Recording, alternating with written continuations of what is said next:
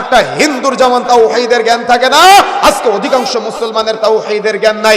একটা হিন্দু যেমন একটা মূর্তির সামনে গিয়ে দুধ, কলা, বাতাসা, জিলাপি দিয়ে দাঁড়ায় থাকে আর সেখানে সাজদা দেয় আর নীরবতা পালন করে। আজকে নামধারী মুসলমান এরা বলে না তার রব নাকি আল্লাহ, এরা বলে তার নবী নাকি মুহাম্মদ।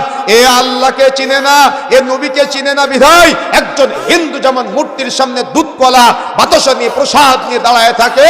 আজকে নামধারী মুসলমানরা কাঠের খাম্বা তৈরি করে, সিমেন্টের খাম্বা তৈরি করে, আজকে শহীদ মিনার তৈরি করে, স্মৃতিসৌধ তৈরি করে এগুলার সামনে ফুল নিয়ে দাঁড়ায় থাকে। আরে একজন হিন্দু আর আপনার মধ্যে পার্থক্য কি? একটা হিন্দু আর আপনার মধ্যে পার্থক্য কি? কেন? এখানে তাওহীদের জ্ঞান নাই, এদের শরীয়তের জ্ঞান নাই, এদের কোরআন হাদিসের জ্ঞান নাই।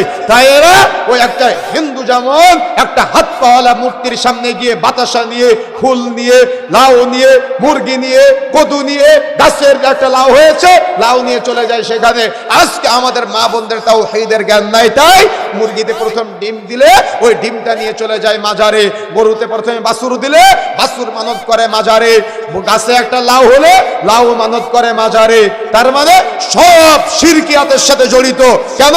তাওহীদের জ্ঞান নাই তাই, শরীয়তের জ্ঞান নাই তাই। এরা আবার নিজেদেরকে শিক্ষিত বলে দাবি করে। এগুলা দেশদ্রোহী বক্তব্য না, এগুলো রাষ্ট্রদ্রোহী বক্তব্য না, এগুলো হলো তাওহীদের কথা, এগুলো হলো শরীয়তের কথা। যদি আপনার শরীরে কাটা ফোটে মনে করতে হবে আপনার শরীরে শিরিক আছে, শিরিক বর্জন করতে সবচাইতে বড় পাপ হলো আল্লাহর সাথে শরীক স্থাপন করা। একটা হিন্দু যেমন মূর্তির সামনে পূজা করে, আপনি আজকে কবরের পূজা করেন। একটা হিন্দু যেমন মূর্তির সামনে পূজা করে, আপনি এরকম স্মৃতিসৌধ তৈরি করে, শহীদ মিনার তৈরি করে, শাখা চিরন্তন তৈরি করে, শাখা অনির্বাণ, শিখা অনির্বাণ তৈরি করে আগুন জ্বালিয়ে আগুন পূজায় ব্যস্ত আছেন। আজকে আপনি দেখা যাচ্ছে ওই দিনের পর দিন, মাসের পর মাস শিখা অনির্বাণ নির্মাণ করে ওই সারাটা জীবন আগুন জ্বালিয়ে আগুন পূজায় লিপ্ত আছেন। আপনি বুঝে দিন না যে আপনি আগুনের পূজা করতেছেন, আপনি বুঝে দিন না যে আপনি শহীদ মিনারের পূজা করতেছেন, আপনি বুঝে দিন না যে আপনি স্মৃতিসৌধের পূজা করতেছেন।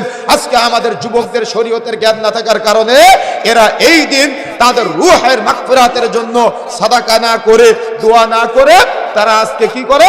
তারা গান বাজনার আয়োজন করে, কনসার্টের আয়োজন করে, তারা আজকে কি করে? খিচুড়ির আয়োজন করে। আরে আপনারা তো জানেন মানুষ মারা গেলে ওই মৃত ব্যক্তির উদ্দেশ্যে মানুষকে খাওয়ানো যায়, কিন্তু সেই খাবারটা কে খেতে পারে? ফকির আর মিসকিন খেতে পারে। কিন্তু আপনি মানুষের রূহের মাগফিরাতের জন্য যে খিচুড়ির আয়োজন করলেন, আপনি যে খিচুড়িটা খেলেন, আপনি কি ফকির? আপনি কি মিসকিন?